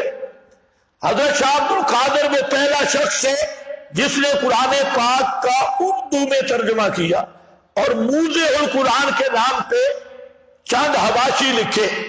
اور اس وقت دلی کی حکومت شیعہ حکومت تھی. جب شاہ عبد القادر نے قرآن پاک کا ترجمہ لکھا اور چند فوائد لکھے تو اس جرم کی سزا میں شاہ عبد القادر کو جلا وطن کر دیا گیا کہ آپ دلی سے نکل جائیں اور پیادہ نکلے اپنی بچیوں کو ساتھ لے کر آپ اپنا سامان سر پہ اٹھا کے ملک سے نکل جائیں. کیوں؟ جرم کیا کیا کہ قرآن کا ترجمہ کر دیا. حالت یہ بنی ہوئی تھی بڑے صغیر کے سب مدارس میں منطق تھی، فلسفہ تھا، معنی تھی، لیکن حدیث کیا تھی؟ ایک کتاب تھی مشکات الانوار. بس جو آدمی مشکات الانوار پڑھ لیتا وہی مفتی اعظم ہوتا، وہی شیخ الحدیث ہوتا. سیاہ ستہ بھی نہیں، قرآن بھی نہیں. شاہ عبد القادر محدث دہلوی رحمت اللہ تعالی علیہ، حضرت شاہ ولی اللہ، شاہ عبد العزیز، شاہ عبد القادر، شاہ رفیع الدین، یہ وہ حضرات ہیں جنہوں نے قرآن کا مقصد توحید اور خود قرآن یہ خاص خاص حلقوں میں بیان کیا اور تحریروں میں ذکر کیا، تحریروں میں لائے اور قرآن پاک کے ترجمے پہ زور دیا. اور وہ بھی دعوت عام نہیں دے سکے. اس قرآنی ہدف توحید کا سب سے پہلا داعی بڑے صغیر میں جس نے منبر پہ بیان کیا وہ ہے حضرت سید شاہ اسماعیل شہید رحمت اللہ تعالی علیہ، جس نے جرت کے ساتھ قرآنی مقاصد کو منبر پہ بیان کرنا شروع کیا. اور شاہ شہید رحمت اللہ علیہ نے ایک رسالہ لکھا تقویت الایمان. وہ رسالہ اتنا ہے 73 کتابیں لکھی گئی اس کا اثر ختم کرنے کے لیے. 73 کتابیں، کچھ میرے پاس موجود بھی ہیں. ساری دنیا کے ملا کھڑے ہو گئے. وہ 73 مٹ گئی، ان کے نام مٹ گئے. تقویت الایمان اب بھی موجود ہے. شاہ اسماعیل شہید رحمت اللہ علیہ کی وہی فکر، اس فکر کے چند علماء یہ اکٹھے ہوئے، انہوں نے ایک چھونی قائم کی جو حقیقتاً مجاہدین کی چھونی تھی. مجاہدوں کا ایک مرکز تھا، ٹھکانہ تھا، جس کا عنوان دیا گیا دارالعلوم دیوبند، یہ مجاہدین کا ٹھکانہ تھا۔ اور پھر اسی مرکز میں عنوان تو دارالعلوم کا تھا، اور اگر میں کہوں کہ یہ مجاہدین کا جنگی معسکر تھا تو اس میں غلطی نہیں ہوگی۔ یہ ایک طریق تھا مسلمانوں کو جمع کر کے دین کے تحفظ کا، اور اسی میں حضرت شیخ الہند، آج کل کے طاغوتیے بھی شیخ الہند کا نام لیتی ہے الیکشن کے لیے، شیخ الہند امیر المجاہدین تھے، حضرت مولانا محمود الحسن رحمت اللہ تعالی علیہ، اور وہ مدرسہ بھی ایک انار کے درخت کے نیچے، ایک استاد ایک شاگرد سے شروع ہوا، استاد بھی محمود شاگرد بھی محمود، انار کے درخت کے نیچے بیٹھ کے وہاں سے کام شروع ہوا، اور وہی فکر قرآنی اسی دارالعلوم دیوبند میں آئی۔ اس کو مٹانے کے لیے بڑے بڑے لوگوں کو کھڑا کیا گیا، مرزا گاما کو کھڑا کیا گیا، رنجو خان کو کھڑا کیا گیا، بڑے بڑے حضرات کو کھڑا کیا گیا، لیکن وہ مخلصین اخلاص کے ساتھ چلتے رہے۔ اکابرین دیوبند، ان پہ خدا کی رحمتیں ہوں، اور وہ دین کی خدمت کرتے رہے۔ اور پھر حضرت شیخ الہند کی ایک فکر لگ گئی، یہ ان کی فکر تھی کہ قرآن کو عام کیا جائے۔ مالٹا کی جیل میں جب گئے تو شاہ عبد القادر کا ترجمہ ساتھ رکھا، اور اسیری کے دوران حضرت شیخ الہند نے اس ترجمہ کی تصحیح کی، جو ترجمہ شیخ الہند ہے، جواہر القرآن میں بھی وہی ہے، تفسیر عثمانی میں بھی وہی ہے۔ مالٹا کی جیل میں بیٹھ کے وہ ترجمہ لکھا، یہ وہی شاہ عبد القادر کے ترجمہ کی تصحیح ہے، اور سورۃ النساء تک تفسیر عثمانی کا حاشیہ شیخ الہند کا ہے۔ سورہ نساء کے آگے پھر علامہ شبیر احمد صاحب عثمانی رحمت اللہ تعالی علیہ کا ہے۔ تو بہرحال جب واپس آئے، 80 سال سے زائد عمر تھی، تو آپ نے حکم دیا میرے سب شاگردوں کو جمع کیا جائے۔ تو تمام شاگرد جمع ہوئے کہ بوڑھا شیخ ہم کیا کہنا چاہتا ہے۔ یہ اتنے کمزور ہو چکے تھے کہ چارپائی پہ لیٹے ہوئے تھے، اٹھ کے بیٹھ نہیں سکتے تھے۔ تو چارپائی لائی گئی منبر پہ، شیخ الہند رحمت اللہ علیہ اسی طرح لیٹے رہے، اور کہا میں نے لمبی بات کوئی نہیں کرنی، 80 سال میں نے زندگی گزار دی ہے، اب میرا وقت بڑا کم ہے، میں سمجھا ہوں اس 80 سال کے تجربے میں ایک چیز سمجھا ہوں کہ اس امت کے زوال کے 2 سبب ہیں، ایک ہے قرآن سے دوری، اور دوسرا آپس کا افتراق، اور جو آپس کا افتراق ہے وہ بھی قرآن کی دوری کی وجہ سے ہے۔ اس لیے میرا جو شاگرد ہے سب کو میں حکمن کہتا ہوں کہ اس قرآن کو عام کرو، ہر آدمی کو قرآن سکھاؤ، عوام الناس تک قرآن کا پیغام پہنچاؤ۔ یہ قرآن بیان کرو گے، افتراق بھی ختم ہو جائیں گے، اور امت بن جائے گی۔ تو یہ شیخ الہند کی فکر تھی، اور اسی نصیحت پہ انہوں نے جلسہ ختم کر دیا۔ تو شیخ الہند کی اسی نصیحت اور اسی فکر کے امین بن کے آئے مولانا حسین علی رحمت اللہ تعالی علیہ۔ مولانا حسین علی رحمت اللہ تعالی علیہ اسی چشمے آب حیات، اسی سے سیراب ہوئے۔ حضرت گنگوئی، حضرت مظہر نانوتوی، ان سے قرآن پاک کی تفسیر پڑھی، پھر وہ تفسیر پڑھانی شروع کی۔ آج بھی اگر آپ جائیں اس ترقی کے دور میں بھی، تو وہاں بچرا کے اس جنگل میں جب ہم گئے تو جنگلی خرگوش پھر رہے تھے۔ خرگوش سب سے بزدل جانور ہے، آپ اندازہ کریں، آبادیوں میں تو نہیں پھرتا۔ تو اس جنگل میں حضرت نے ڈیرا لگایا، حضرت مولانا حسین علی صاحب رحمت اللہ علیہ، اور وہاں قرآن کے انوارات تقسیم کرنے شروع کیے. ٹریفک نہیں تھی، ذرائع ابلاغ نہیں تھے، میڈیا نہیں تھا، اشتہاروں کا زمانہ نہیں تھا، اور آبادیوں سے کٹا ہوا علاقہ وہاں بیٹھ گئے. اور اللہ جانے اس کا کتنا بڑا اخلاص تھا کہ میں نے ان کا وہ کاپی چیک کی جہاں طلباء کے نام لکھے ہوئے تھے، کوئی بنگلہ دیش سے، کوئی سعودی عرب سے، کوئی افغانستان سے اور مختلف ممالک سے. اس زمانے میں وہاں طالب علم پہنچے، 4 رہے، 5 رہے، 10 رہے، لیکن اس زمانہ کی وہاں طالب علم پہنچے. اور پہنچے تو کئی ہوں گے، لیکن جو چند ایک ستارے چمکے ہیں اس علوم قرآنی کے آفتاب سے، ان میں ایک پنج پیر کا شیخ القرآن مولانا محمد طاہر رحمت اللہ تعالی علیہ، اور پنڈی کے شاعر جو اصل میں اٹک کے تھے شیخ القرآن مولانا غلام اللہ خان رحمت اللہ تعالی علیہ، اور حضرت مولانا شمس المحدثین حضرت قاضی شمس الدین رحمت اللہ تعالی علیہ، اور ولی کامل امام الدعوہ حضرت سید عنایت اللہ شاہ بخاری رحمت اللہ تعالی علیہ.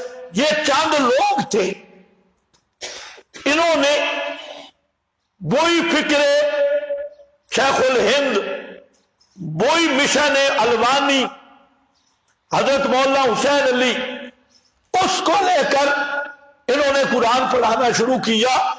آج ہم تحدیث میں نعمت کے طور پہ کہتے ہیں اور پورے چیلنج کے ساتھ کہتے ہیں کہ دنیا کے کسی کونے میں بھی اگر کوئی قرآن کا ترجمہ، مفہوم، تفسیر پڑھا رہا ہے تو اس کا بلا واسطہ یا بالواسطہ تعلق ہے مولانا حسین علی سے.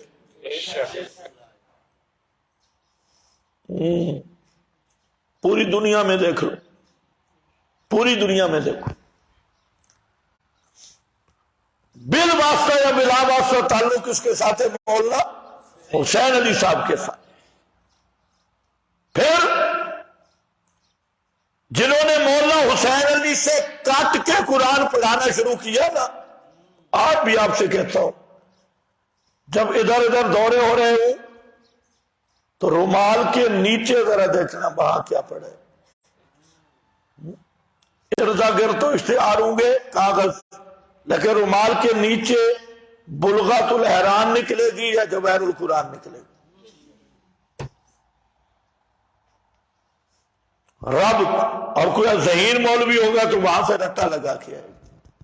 اور کراچی کے بعد مولوی وہ دورہ تفسیر پڑھاتے تھے اور ہیں، تو میں نے ان کی پوری تحقیق کی بڑے قریب ذرائع سے. میں نے کہا یہ بزرگ کیسے دورہ پڑھا رہے؟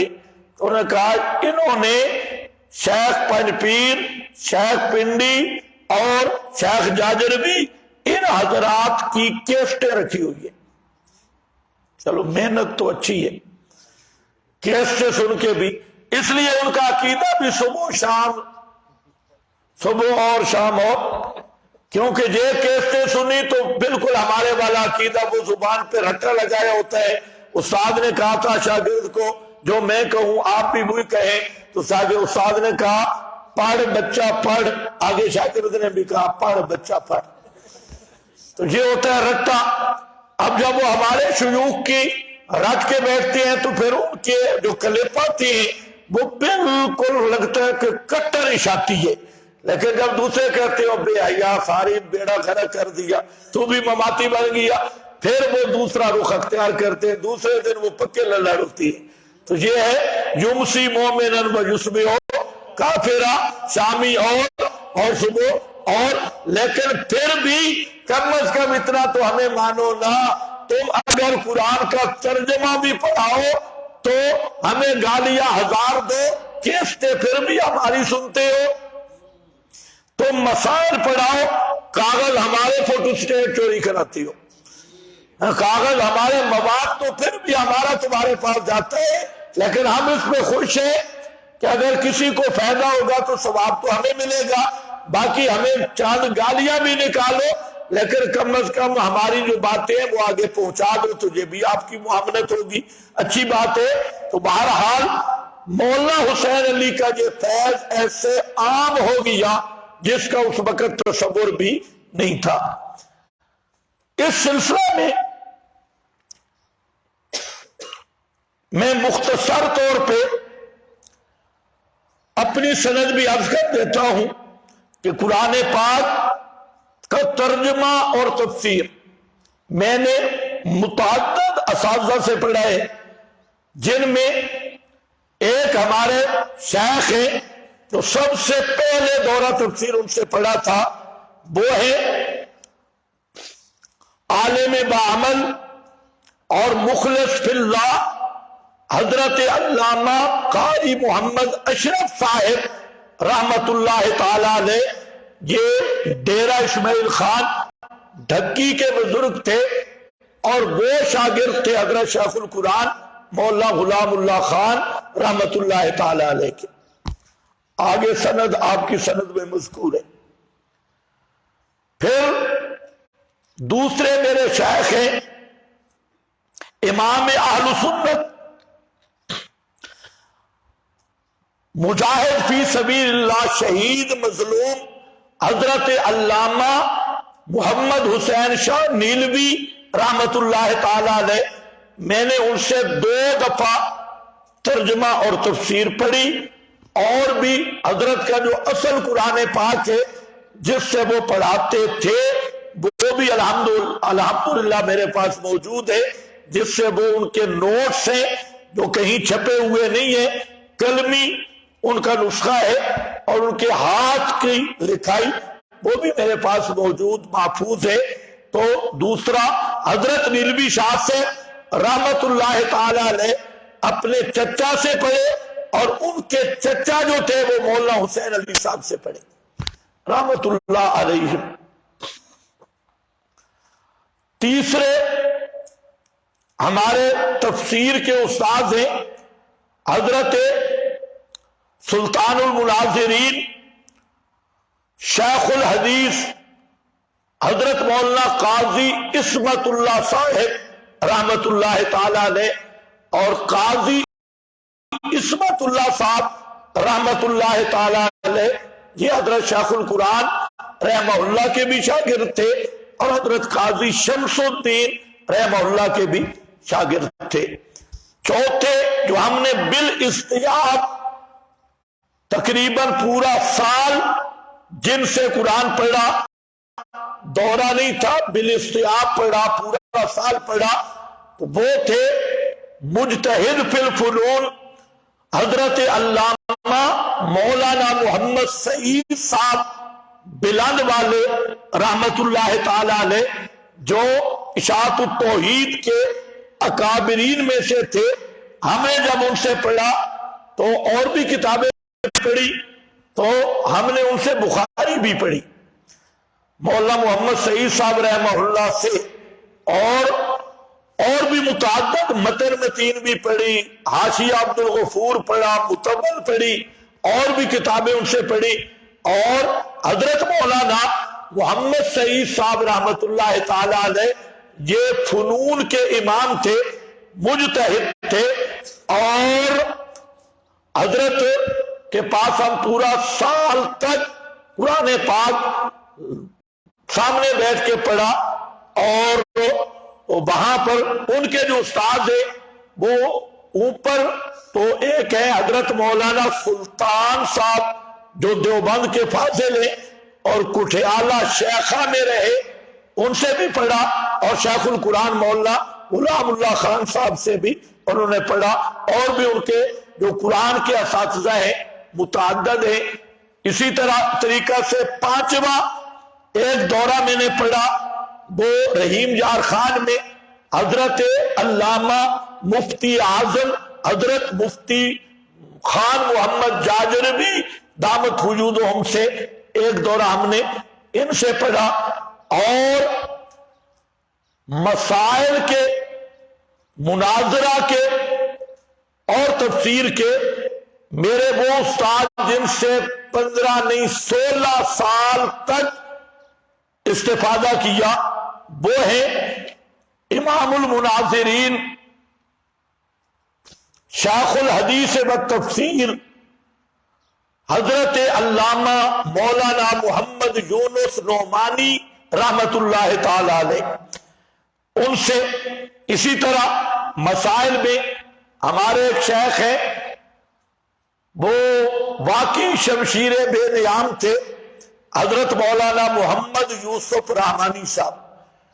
تو مولانا محمد یوسف رحمانی صاحب وہ ہمارے پہلے سابقین مناظرین میں سے، اور وہ مناظرے کا ان کا انداز تھا دو چیزیں، زبان سے بھی ہاتھ سے بھی۔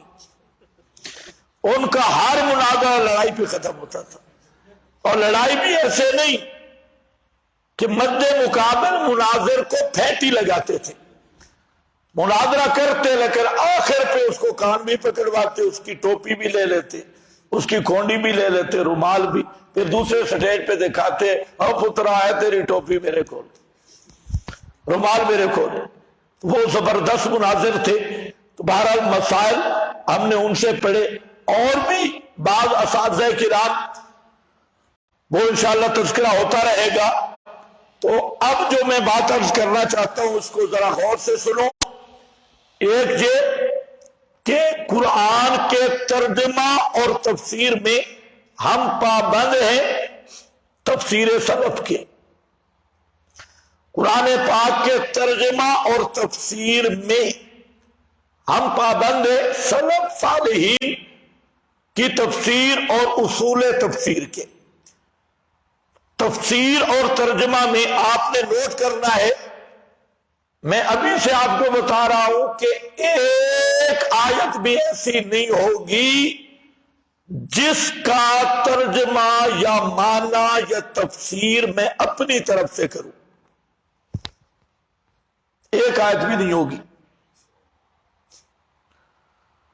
اس دعوے کو سمجھو، جہاں کہیں آئے آپ کی ذمہ داری، آپ نشاندہی کریں، جو بیان کروں گا وہی قرآن کا معنی مفہوم ہوگا جو 14 صدیوں سے آ رہا ہے۔ جس طرح قرآن کے کلمات متواتر ہے، نظم، اسی طرح قرآن کا وہ معنی بھی متواتر آ رہا ہے۔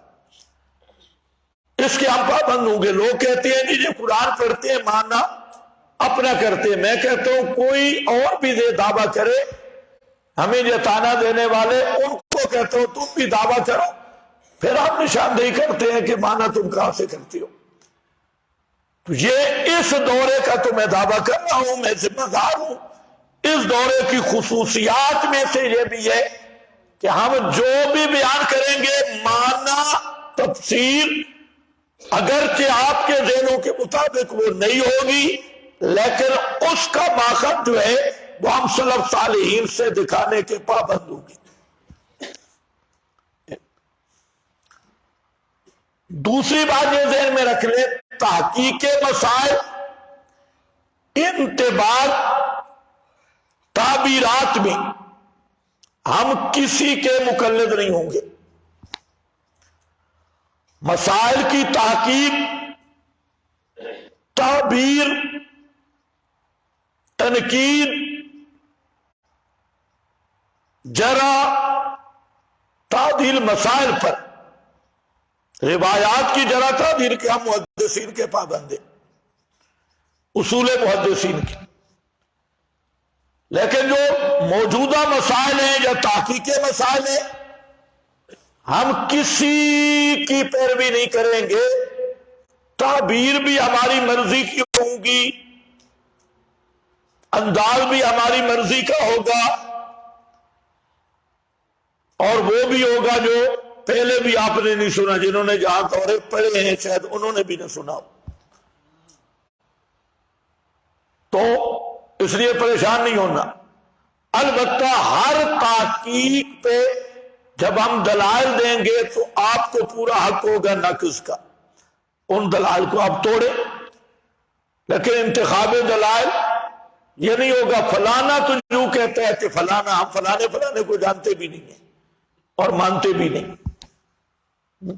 یہاں پر بات شروع ہو جاتی ہے ہمارا فلاں استاد تو یوں کہتا ہے فلاں. یہ سارے تحقیق مسائل کے بیان میں جتنے فلاں کالا فلاں سب کو ڈیلیٹ کر دو، نہیں تو ایسے ذہن پریشان رہے گا. تو میں نے دو باتیں کی، تفسیر میں ہم پابند ہیں سلف کے، تحقیق کے مسائل میں ہم کسی کے پابند نہیں ہیں. تیسری بات جو آپ نے نوٹ کرنی ہے، انشاءاللہ 25 رمضان تک ایک بھی فتویٰ میں نے نہیں لگانا. باہر جا کے تم مشہور کرتے ہو یہ بڑے فتویٰ بازی ہوتی ہے جی، بڑے فتوے لگاتی ہیں. نوٹ کر لو، اگر کوئی فتویٰ میں لگاؤں، اپنی طرف سے لگاؤں، تو آپ نے فوراً نشاندہی کرنی ہے. انشاءاللہ اگر میں اس پہ حوالہ پیش نہ کر سکا تو کم از کم توبہ کر لوں گا. ماشاءاللہ. اپنی طرف سے کوئی فتویٰ، نہ ہم کسی کی تکفیر کرنے کے اہل ہیں، نہ ہم کسی کی تکفیر کرتی. ایک ہے تکفیر کرنا، ایک ہے فتویٰ بتانا. اس میں تو فرق ہے نا، فتویٰ لگانا اور ہے فتویٰ بتانا. ہاں ہم فتوے بتائیں گے اور جو بتائیں گے اس کا حوالہ بھی دیں گے. ہماری طرف سے یہ بات آپ نوٹ کر لیں اور یہ آپ کی ذمہ داری ہے. جہاں میں فتویٰ اپنی طرف سے لگاؤں، خود لگاؤں، تو آپ کا حق ہے آپ سوال کریں کہ آپ نے وعدہ کیا تھا کہ میں فتویٰ نہیں لگاؤں گا، اب کیوں لگا رہے ہیں؟ ٹھیک ہے کہ نہیں؟ یہ بات ذہن میں رکھنا. اور الحمدللہ پوری زندگی میں ایک بھی ایسا فتویٰ نہیں جو میں نے لگایا ہو، ماشاءاللہ. نہیں لگایا. اور اگر فتویٰ ہم سنائیں اور پھر کسی کو درد شروع ہو جائے تو پھر ہمیں گالیاں کیوں؟ جن کا فتویٰ ہے ان کو گالیاں دو. پھر ہمیں یہ کہنا اور جی ترناول جاؤ وہاں تو فتووں والی مشین فٹ کی جاتی ہے، فلانا بھی کافر تھے فلانا بھی کافر. اس لیے آپ نوٹ کر لیں، نئے آنے والے ساتھیوں کو بتا دیں کہ ہم نے نہ فتویٰ لگایا، نہ فتویٰ لگائیں گے، نہ ہم تکفیر کرنے کے اہل ہیں. البتہ جہاں فتویٰ ہوگا ہم سنائیں گے، ہم بتائیں گے، لگائیں گے نہیں بتائیں گے. پھر ہم نہیں ذمہ دار کہ جہنم میں کون جا رہا ہے کون نہیں، ہم جہنم کے دروغہ نہیں ہیں. جو شرعی مسئلہ ہے، شرعی فتویٰ ہے، اس کے ہم دکھانے کے پابند ہوں گے. 3 باتیں. چوتھی بات یہ ہے کہ انشاءاللہ آپ ساتھیوں کا تعامل رہے گا تو انتظامی امور بھی آسان ہوں گے. وہ ہم انشاءاللہ اس دفعہ تھوڑی سی ترتیب بدل رہے ہیں. انتظامی امور کے لیے ہر 50 آدمی پہ ایک امیر ہوگا اور پھر ان کا ایک مرکزی امیر ہوگا، پھر اس کمیٹی پہ ایک ناظم ہوگا، اور پھر جو ہماری یہ دورہ تفسیر کے ذمہ داران عمرا، ان کی ہر ہفتے میٹنگ ہوگی. اور اس میٹنگ میں جو کمی کوتاہی یا مشاورت ہے وہ طے ہوگی. ہر ہفتہ کے دن مقرر ہوں گے. تو آپ کے لیے ضروری ہے کہ آپ جو عمرا مقرر ہوں ان کا تعاون کریں تاکہ ایک منظم نظام چلے اور پوری ترتیب کے ساتھ. ہم تو اس بات کے دائی ہیں کہ ہم پورا ملک چلائیں گے. ہم تو کہتے ہیں جو گنجے ننگول کو ہم نے دیکھ لیا، ملک ہمارے حوالے کر دو، ہم چلائیں گے. اور دعویٰ ہمارا یہ اور چلے مدرسہ بھی نہیں. مولوی اکٹھے ہوں اور دورہ تفسیر کے 2 مہینے بھی نہ چلے تو کتنی عجیب بات ہے۔ اس لیے جتنے ساتھی ہیں نظم و نسق کے پابند رہیں۔ جن ساتھیوں کے پاس الفرقان موجود ہے، وہ جہاں پہنچ چکے ہیں، بہت سارے امتحان دے رہے ہیں، پہنچیں گے، ان سب کو بتا دو کہ الفرقان کے نسخے لے کے آئیں۔ جنہوں نے پچھلے سال لیے تھے اس سال انہیں نہیں ملیں گے۔ اس سال انشاءاللہ جو اہم مسائل ہیں، ہمارا یہ ذہن تھا کہ وہ مہمات المسائل شائع ہو جائے گی، لیکن جماعتی مصروفیات کی وجہ سے وہ شائع نہیں ہو سکی۔ تو جو اہم مسائل ہیں 10 یا 12 یا 15 بڑے مسائل، ان کے آپ کو فوٹو سٹیٹ ملیں گے انشاءاللہ۔ البتہ یہ ہے کہ فوٹو سٹیٹ ملیں گے ان کو جو ہمارے داخلہ کی تاریخ دی ہوئی سے پہلے تشریف لائیں گے، اور جو بعد میں آئیں گے انہیں فوٹو سٹیٹ بھی نہیں ملیں گے، الفرقان بھی نہیں ملے گی۔ تو جو نئے ساتھی ہیں الفرقان آپ لے لیں، اور نسخے اب آ بھی جائیں گے، اور جو پرانے ساتھی ہیں اور پرانے ساتھیوں کو بتا بھی دو کہ الفرقان ساتھ لے کے آؤ، اور اس چیز کو اور فون کے ذریعے میسج بے شک چلا کے ان ساتھیوں تک یہ اطلاع کرو۔ کل سے انشاءاللہ العزیز 8 بجے باقاعدہ سبق شروع ہوگا، اور جو صبح کا ٹائم ہوگا کل سے ہی وہ ترجمہ اور تفسیر کا ہوگا، اور جو ٹائم ہوگا ظہر کے بعد، آج ظہر کے بعد سبق نہیں ہوگا، اور بھی ہم دیکھیں گے، شاید 1-2 دن دیکھ لیں۔ تو بہرحال اجتماع بھی قریب ہے، تو ظہر کے بعد انشاءاللہ مسئلہ الہ شروع ہوگا، اور مسئلہ الہ کے بعد باقی مسائل شروع ہوں گے، اور باقی ٹائم جو ہے وہ مشورے سے ساتھ ساتھ طے کریں گے۔ آنے والے ساتھی، عام موجود ساتھی، اب جنہوں نے داخلہ لے لیا وہ اب مدرسے کے اصول کے پابند ہو گئے۔ تو یہ جو باب ہے اس کو نہیں چھیڑنا، اور ادھر والا بابا نہیں، یہ پڑوسی بابا، اس کو نہیں چھیڑنا، قریب بھی مت جاؤ۔ یہ لوگ بہانے تلاش کرتے ہیں، اور بہت سارے عام میں 2 نمبر لوگ بھی آئیں گے جو آپ کے دورہ کو خراب کرنے کے لیے ہمیشہ کی طرح آتے ہیں۔ تو آپ جتنے مخلصین ہیں ان پہ ذرا نظر رکھنی ہے، ہاں دوسرے شیاطین، مخلصین نظر رکھیں شیاطین پر، ہاں تو اس کا بھی ذرا خیال رکھ لیں۔ باقی ہدایات انشاءاللہ ساتھ ساتھ ہوتی رہیں گی۔ داخلے کی آخری تاریخ بتا دیں گی۔ امرہم شورا بینہم، یہ مشورہ سے پتہ نہیں پہلے طے ہوا، انتظامیہ نے کیا یا نہیں کیا، تجھے ہم مشورہ سے کل بتا دیں گے داخلہ کی آخری تاریخ۔ بہرحال میرا خیال ہے داخلہ کی آخری تاریخ ہے 10 شعبان۔